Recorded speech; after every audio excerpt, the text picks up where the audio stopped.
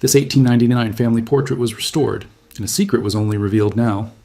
The afternoon light filtered through the tall windows of Morgan's restoration studio in Philadelphia, casting long shadows across her workbench. She adjusted her magnifying lamp and studied the photograph that had arrived that morning, a family portrait from 1899, mounted in a cracked leather frame. The image was barely visible, obscured by water damage, age spots, and a deep crease that ran diagonally across the lower portion. The client's email had been brief. Found this in my grandmother's attic. Family portrait. Would love to see it restored before I pass it down to my daughter. Morgan had been restoring historical photographs for 12 years, and she'd seen countless portraits from the turn of the century. This one appeared straightforward at first glance. 4 figures posed in the stiff, formal manner typical of the era. A man and woman stood in the back, their faces stern and dignified. 2 younger people, likely their adult children, flanked them on either side. She carefully removed the photograph from its frame, noting the brittle edges and the foxing that had eaten away at portions of the emulsion. The studio mark on the back was partially legible. Richardson's Photography, Philadelphia, PA, 1899. Setting up her scanner, Morgan began the meticulous process of digitization. She worked at the highest resolution possible, knowing that every pixel might contain information invisible to the naked eye. As the scan completed, she transferred the file to her main monitor and opened it in her restoration software. The first step was always the same: assess the damage, map the areas that needed attention, and create a restoration plan. She zoomed in slowly, examining each section of the photograph. The faces were weathered but recoverable.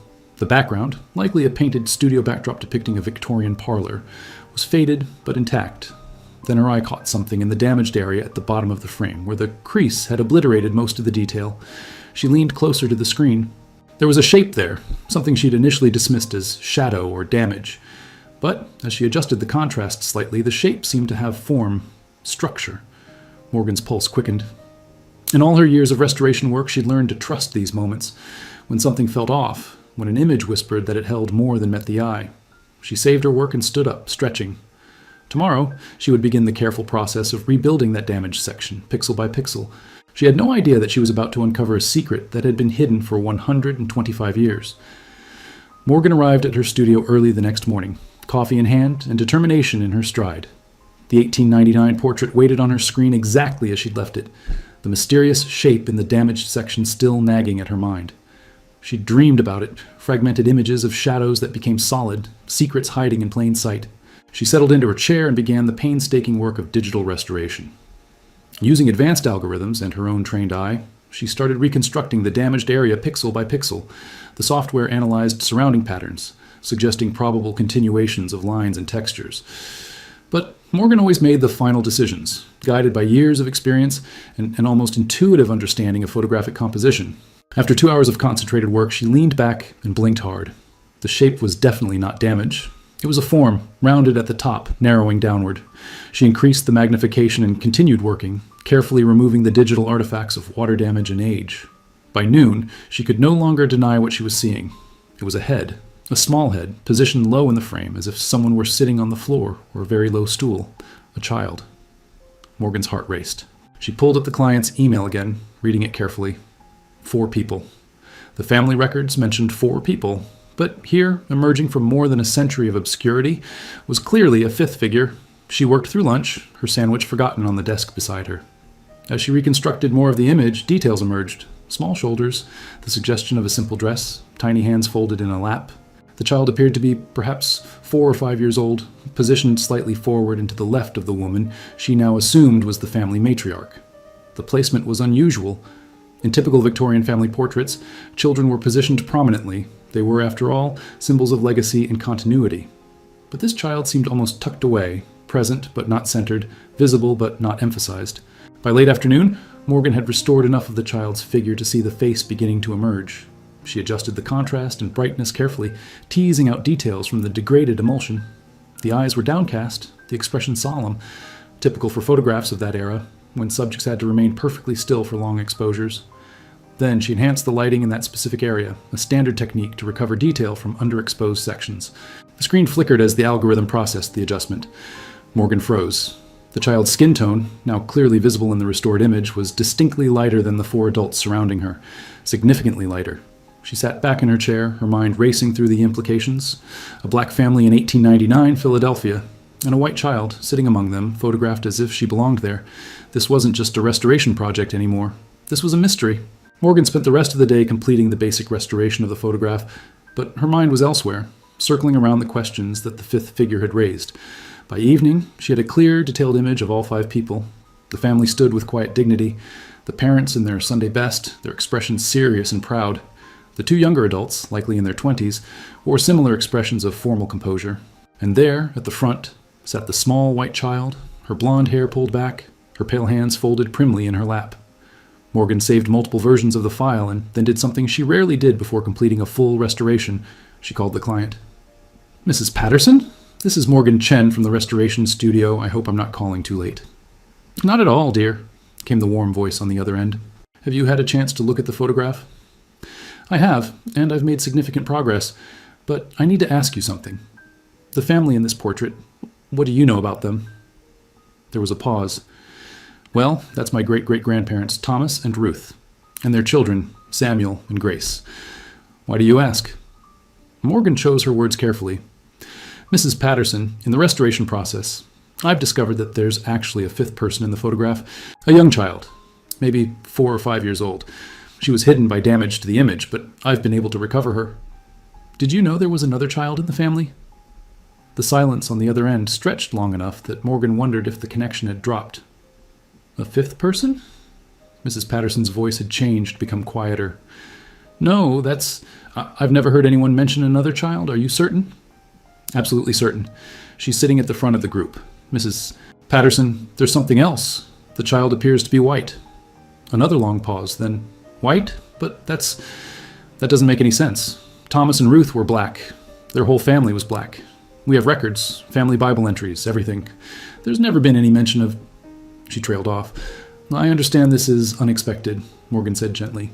"But the image is clear. I'm going to send you what I've restored so far. Maybe you could look through your family documents, see if there's anything that might explain this." "Yes," Mrs. Patterson said, her voice distant now, thoughtful. "Yes, I'll look. My grandmother left boxes of letters and papers. I never went through most of them. Morgan, if what you're saying is true, this could be important. This could change what we know about our family." After they hung up, Morgan sat in the dimming light of her studio, staring at the photograph on her screen. 5 faces looked back at her across the span of more than a century. 4 of them had been remembered, documented, passed down through family stories. But one had been erased, hidden not just by photographic damage, but by something deeper, by silence, by time, by deliberate forgetting. She zoomed in on the child's face. "Who were you?" she thought, and why did they hide you?" 3 days later, Morgan's phone rang at 9 in the morning. It was Mrs. Patterson, and her voice carried an edge of excitement mixed with confusion. "I found something," she said without preamble. "In my grandmother's papers. Letters, Morgan. Letters from Ruth to her sister in New York, dated from 1897 to 1902. Morgan grabbed her notebook. "What do they say?" "Most of them are ordinary. Family news, church events, recipes. But there's one from September 1899, just a few months after that photograph was taken. Ruth writes, 'The child is well and growing. We have made our peace with the looks we receive at market. Thomas says we do what is right before God, and that is enough. Sarah has learned to say our names now, and her laughter fills the house.' Morgan, she's talking about a child named Sarah, but there's no Sarah in our family tree." Morgan felt the familiar thrill of discovery, the sense of a story beginning to reveal itself. "Is there anything else? Any other mention of her?" "Yes, scattered through several letters over the next 2 years. Always brief, always careful. In one letter from 1900, Ruth writes, 'We have had visits from the church ladies asking questions we do not answer. They do not understand, and we have decided it is not their place to understand.' And then, in early 1901, Sarah grows tall and asks questions about her mother. We tell her what we know, which is little enough. She is ours now in all the ways that matter." Morgan scribbled notes rapidly. "Does she ever explain how Sarah came to be with them?" "Not directly, but there's a letter from December 1896. That's 3 years before the photograph. Ruth writes, 'A terrible thing happened at the docks today. A woman fell, and by the time Thomas reached her, she was gone. She had a child with her, barely 2 years old, crying in the cold. No one came forward to claim her. Thomas brought them both to the church. The woman had no papers, no name we could find. The child had nothing but the clothes on her back.' Morgan, I think that's how it started." Morgan set down her pen, imagining the scene. A bustling Philadelphia dock in 1896, a woman falling, a child left alone in a crowd where no one wanted the responsibility of a white orphan, and Thomas, Mrs. Patterson's great-great-grandfather, stepping forward when others stepped back. Mrs. Patterson, in 1896, what would have happened if a black man brought a white child home? The older woman's voice dropped. Nothing good. This was after Reconstruction collapsed, during the worst of Jim Crow. Even in Philadelphia, which was better than the South, there were rules, unspoken rules. A black family raising a white child? People would have assumed the worst, that she'd been stolen, that something criminal was happening. They could have been arrested, lost everything, worse. But they did it anyway. They did it anyway, Mrs. Patterson repeated softly. And they never told anyone. Morgan, there's one more thing. The letters stopped mentioning Sarah after 1902. I've been through everything. There's nothing after that. It's like she just disappeared from the record. Morgan looked at the photograph on her screen, at the small figure sitting with the family, her presence captured, but her story erased. We need to find out what happened to her. If she's in this photograph, sitting with them like family, then she mattered to them. We owe it to Thomas and Ruth to finish their story. How do we do that? Morgan smiled, though Mrs. Patterson couldn't see it. We start digging. Church records, census data, newspaper archives. She left traces. Everyone does. We just have to find them. Morgan spent the next week immersed in the past. She started with the 1900 census, searching for Thomas and Ruth's household in Philadelphia's 7th Ward.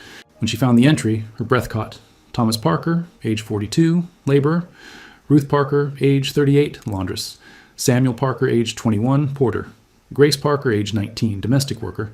And then, written in a different hand, squeezed into the margin as if added later, Sarah, age 5, white. Someone had recorded her.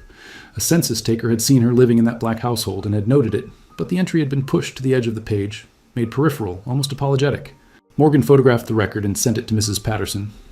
The trail led next to church records. Morgan contacted the African Episcopal Church of St. Thomas, the oldest black Episcopal church in Philadelphia. The archivist, a patient man named Marcus, spent an afternoon pulling dusty ledgers from the archives. Here, he said, pointing to an entry from 1897. Ruth Parker, new member, transferred from Baltimore. And look, there's a note. Has taken in an orphaned child, Sarah, age approximately 3. Child receives Christian instruction and attends Sunday services. They brought her to church, Morgan said, amazed. They didn't hide her. Marcus nodded slowly. The black church was different then.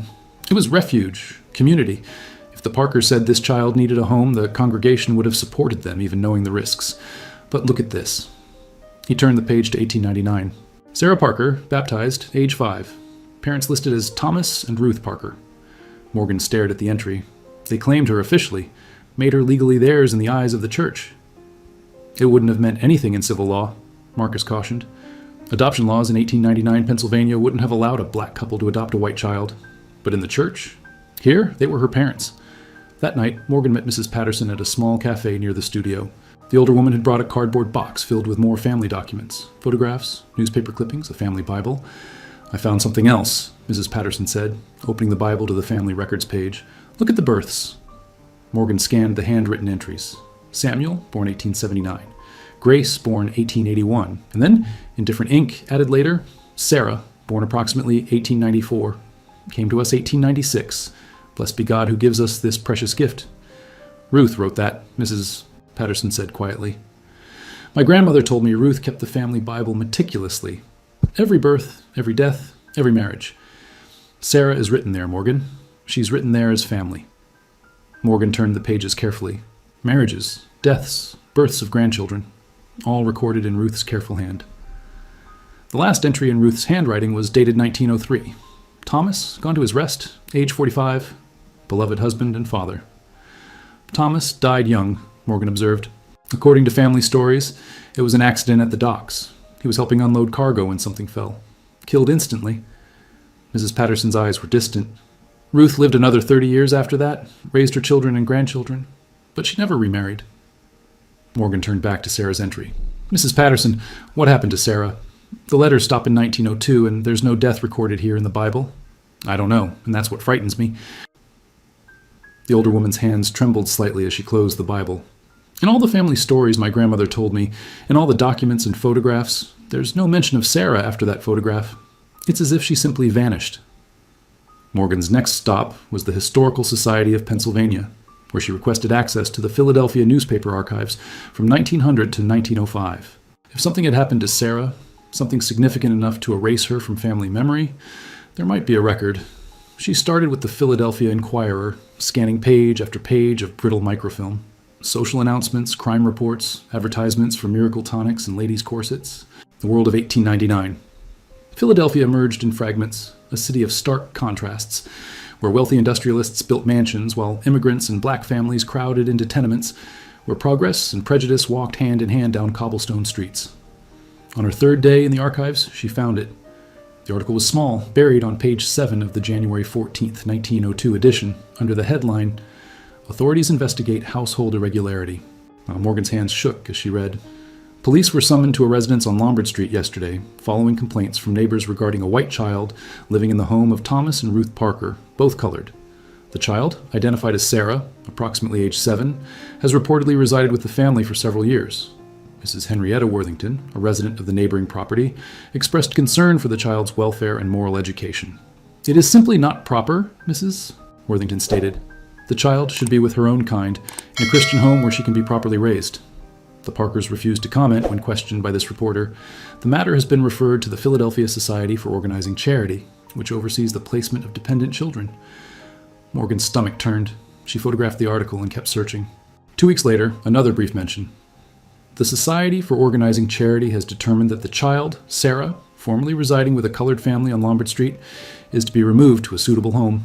Mrs. Adelaide Crane, superintendent of the society, stated that while the colored family appears to have treated the child adequately, it is in the child's best interest to be raised in a home with people of her own race and social station." Morgan found Mrs. Patterson's number with trembling fingers. "They took her," Morgan said when the older woman answered. "In 1902, the authorities took Sarah away from Thomas and Ruth." The silence on the other end was heavy with grief. "Because of their skin color," Mrs. Patterson said finally. It wasn't a question. "Because a neighbor complained. Because someone decided a white child couldn't possibly belong with a black family, no matter how much they loved her." Morgan's voice cracked with anger. "Mrs. Patterson, this is why there are no more letters mentioning Sarah. This is why she disappeared from the family record. They had no choice." "Did they say where they took her?" "To a suitable home, according to the society. But there's no name, no location. Just that she was removed." Morgan rubbed her eyes, exhausted and furious. "I'm going to find out what happened to her. The Society for Organizing Charity kept records. If they placed her somewhere, there's a paper trail." "Morgan," Mrs. Patterson's voice was thick with emotion. "Thomas and Ruth kept that photograph. They kept it even after Sarah was taken away. They could have destroyed it, could have tried to forget. But they kept it, and they hid her in the picture where she'd be safe. Safe from people who would judge them, safe from history that wouldn't understand. They were protecting her, even in memory." Morgan looked at the restored photograph on her screen, at the small figure sitting with the family who had loved her enough to risk everything. "Then we owe it to them to bring her back into the light, to let the world know what they did and what was done to them." The Philadelphia Society for Organizing Charity had dissolved in 1934, but its records had been transferred to the city archives. Morgan submitted a formal research request, explaining that she was investigating a specific case from 1902 involving a child named Sarah. The archivist, a young woman named Jessica, called her 2 days later. "I found the file," Jessica said. "And Miss Chen, there's a lot here." Morgan arrived at the archives within the hour. Jessica led her to a private research room and set a cardboard box on the table. Inside were folders, each containing case files from the early 1900s. One folder was marked, "Parker Household, Lombard Street, case number 1902, 147. Morgan opened it with careful hands. The first document was a formal complaint, dated January 10th, 1902, signed by Henrietta Worthington. The language was flowery, but the message was clear. A white child was being improperly influenced by living with a colored family, and immediate action was required. The next document was an interview report with Thomas and Ruth Parker, conducted by Mrs. Adelaide Crane herself. Morgan read Ruth's words, recorded by the society investigator.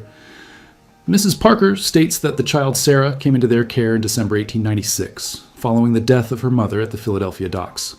No identification was found on the mother, and no family came forward to claim the child.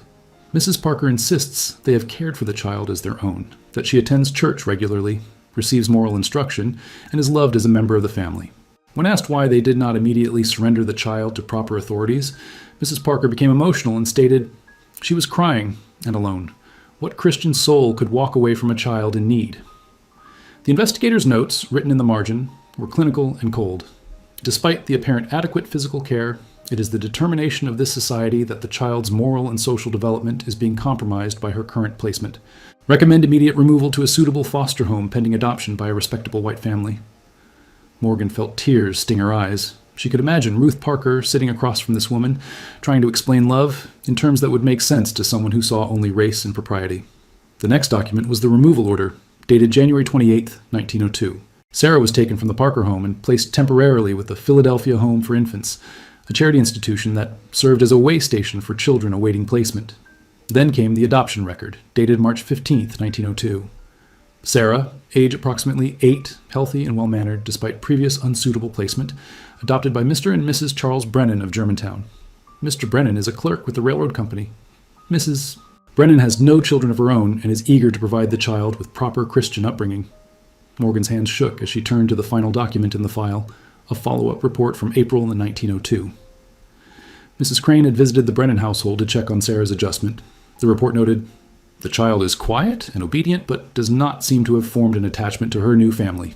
Mrs. Brennan reports that Sarah asks repeatedly about Mama Ruth and Papa Thomas, and becomes distressed when told she must forget them.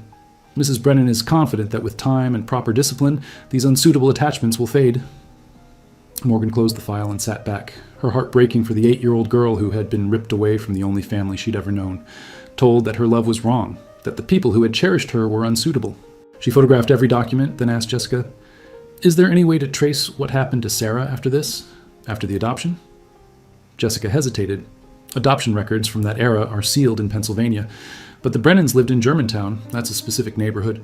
If Sarah stayed with them, she might appear in later census records. And if she married, there'd be a marriage certificate. It's a long shot, but she shrugged. Sometimes we get lucky. Morgan became a detective, piecing together the fragments of Sarah's life after she was taken from the Parkers. The 1910 census showed Sarah Brennan, age 16, still living with Charles and Adelaide Brennan in Germantown, listed as their adopted daughter. Her occupation? None. Her education? 8th grade completed. The 1920 census showed no Sarah Brennan in the household. Morgan's heart sank. Had she moved away, married, died? She expanded her search to marriage records, death certificates, city directories. Days passed with no results. Then, on a rainy Wednesday afternoon, she found a marriage certificate from 1918. Sarah Brennan to William Foster, both of Philadelphia. Sarah's age, 24. William's occupation, postal clerk. Morgan traced them through subsequent census records. In 1920, William and Sarah Foster lived in the Fairmount neighborhood with their infant son, Robert. In 1930, they had 3 children, Robert, Margaret, and Joseph. William worked for the post office. Sarah was listed as a housewife, but it was the 1940 census that gave Morgan what she'd been hoping for. An address, still in Philadelphia, and more importantly, Sarah was still alive at age 46. Morgan reached out to Mrs. Patterson with her findings.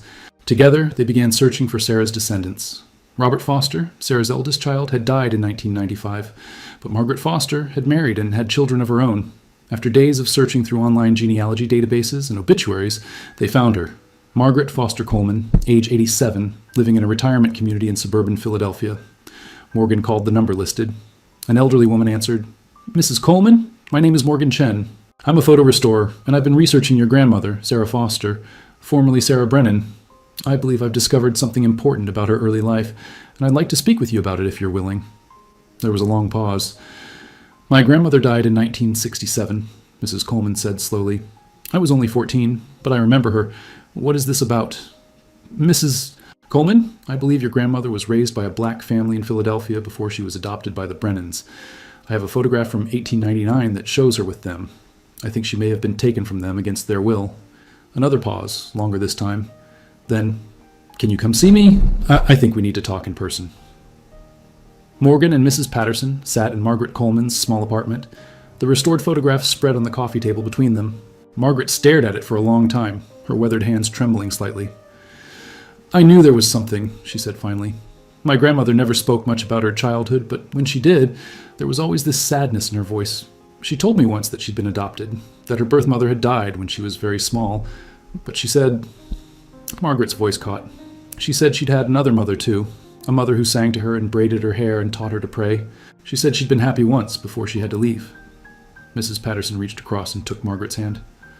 We found letters, Morgan said gently, from Ruth Parker to her sister. She wrote about Sarah constantly, how she was growing, learning, laughing, how much they loved her. Ruth? Margaret repeated softly.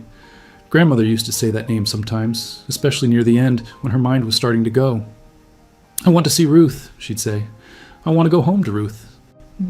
We thought she was confused, mixing up memories, but she wasn't, was she? She was remembering. The Parkers kept this photograph, Mrs. Patterson said, touching the image. My family kept it for over a century. They never forgot her. Margaret wiped her eyes. Tell me about them. Tell me about the people who loved my grandmother. Morgan and Mrs. Patterson spent the next 2 hours sharing everything they'd discovered. Thomas, who worked at the docks and brought home a crying orphan because he couldn't bear to leave her alone. Ruth, who added Sarah's name to the family Bible and fought to keep her when the authorities came. Samuel and Grace, who had a little sister for a few precious years.